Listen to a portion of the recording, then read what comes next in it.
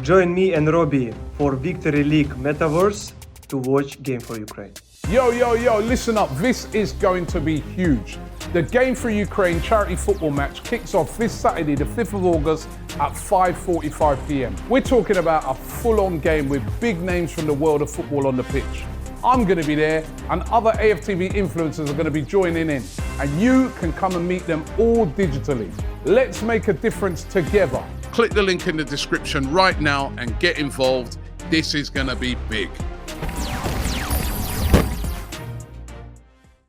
Right, I'm here with Turkish, a man who's known for being honest and being raw. I was on the watch along with you, and I think it's no secret that you were not impressed. You didn't enjoy the game.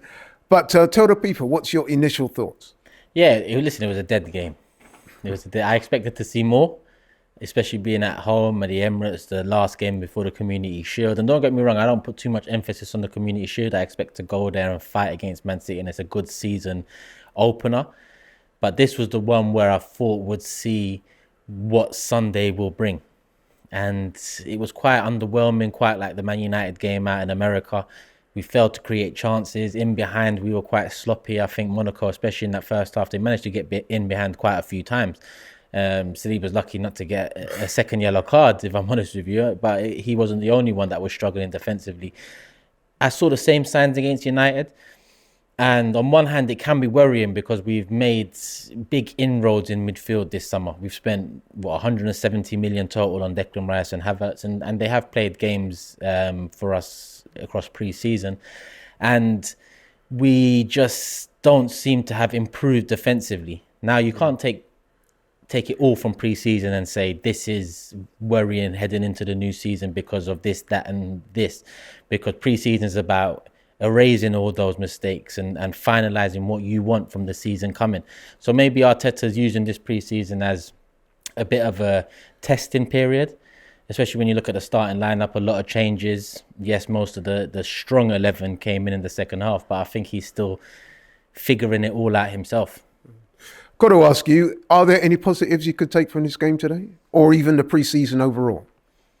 I mean, I'll be honest, I can't take positives from any pre-season performance or result, if I'm honest with you. I can take positives from the way we've approached the market and, finally flexing as a football club and getting big signings over the line and actually improving our side.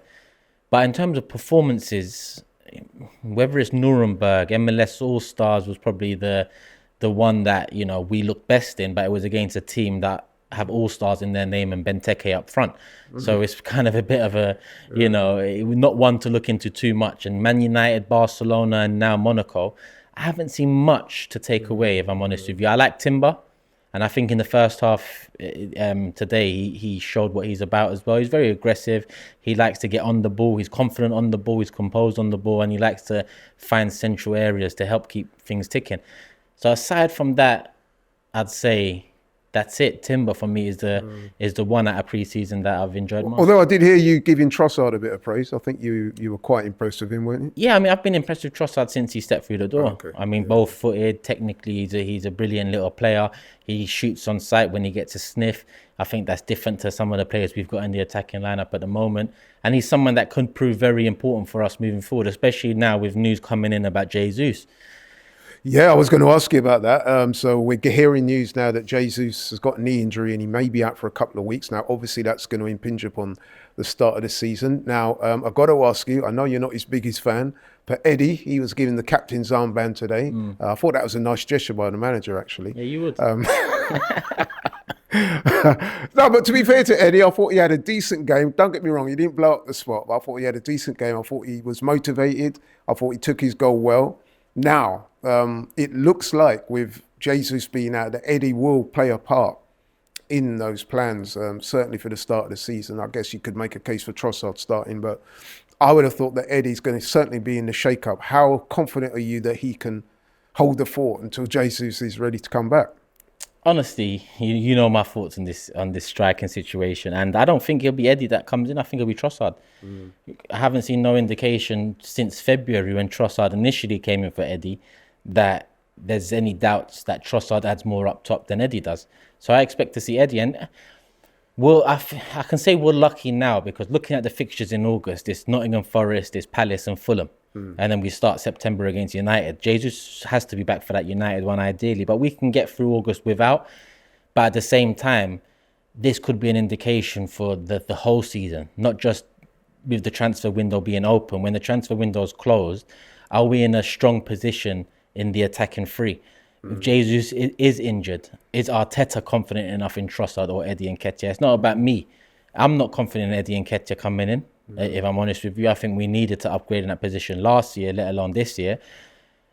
So do you think with that injury to Gabriel Jesus, we're hearing it might be a couple of weeks? I mean, regardless of whether he was injured or not, I mean, both you and me were both very vocal about we think we need a striker before the transfer window closes. Surely that exacerbates that situation now.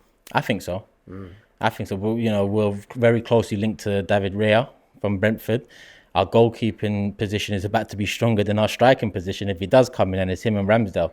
So I think when I look at the squad, with Partey staying, with David Raya apparently coming in soon, with Timber added to the defensive unit and Rice and Havertz added to the midfield, I think the one glaring position that I'm not as, the confidence levels drops off completely if our starter's not there, that's in the striker position. Because I like Trossard, but I think he works better from the left, if I'm honest. I see him more as a Martinelli backup or someone that can come off the bench and cover the front three.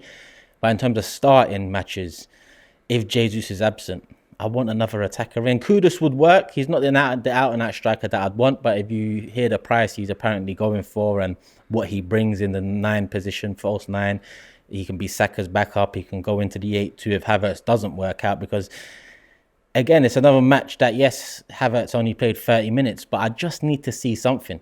Trossard didn't score today, but when he's on the ball, you see something. When he's off the ball, he wants the ball. With Havertz, sorry, I think I said Hazard, but with Havertz, sorry, I just haven't seen anything yet. I'm not asking him to set the world alight, but I just want to see something, and I haven't seen it yet. It's another game I haven't seen it in, but he only got 30 minutes. Emil Smith-Rowe, I didn't see nothing from today, so I'm not just singling out Havertz. It's just that he's the 65 million Xhaka upgrade that we all knew we needed, but is it the right one? Okay, then, so that's 5 pre-season games. If I'm correct, I think we've had 2 draws, 2 wins and 1 loss to Man United. Do you think that overall then we're going into this game on Sunday against Man City in good shape, or do you think that there are areas of concern and we're not quite ready, or do you think on the other hand that you're reasonably happy with where we are at the moment? If you want to look at pre-season and take a lot from it, then I'm with James. We don't look ready, but I don't look at pre-season and define what our season could be. I think Sunday is the first game of the new season. Okay. It's the curtain opener, it's the curtain raiser. And I think going into that one with a lot more fight, hunger, fire, determination is what I expect to see, because we didn't see much of that against Monaco, and people can say it's a friendly, that's why, and that could be a reason. But at the end of the day, it was the last friendly before the first game of the season. And, I wanted to see more. But against Man City, you need to be on job. A lot of question marks about whether they've improved or gone backwards this summer. It looks like Gvardiol will be over the line real soon, probably not before the game. But with that addition, defensively, they've, improved no end. In the attacking front, losing Mahrez, they've lost someone, Gundogan. Yes, there's question marks about them, but I'm more looking at us. And I don't want to go into the season with question marks about us. And that's why the striking position right now has a big question mark over it. So let's knock that question mark out of the park and go into the season fully confident that whether we pick up an injury, whether players need to be rested, we are good to go. Shop for AFTV merch at shop.aftv.co.uk. Subscribe to us on YouTube. Follow us on Instagram, Facebook, Twitter, TikTok, Snapchat and Twitch. We've got content for every platform, so check it out.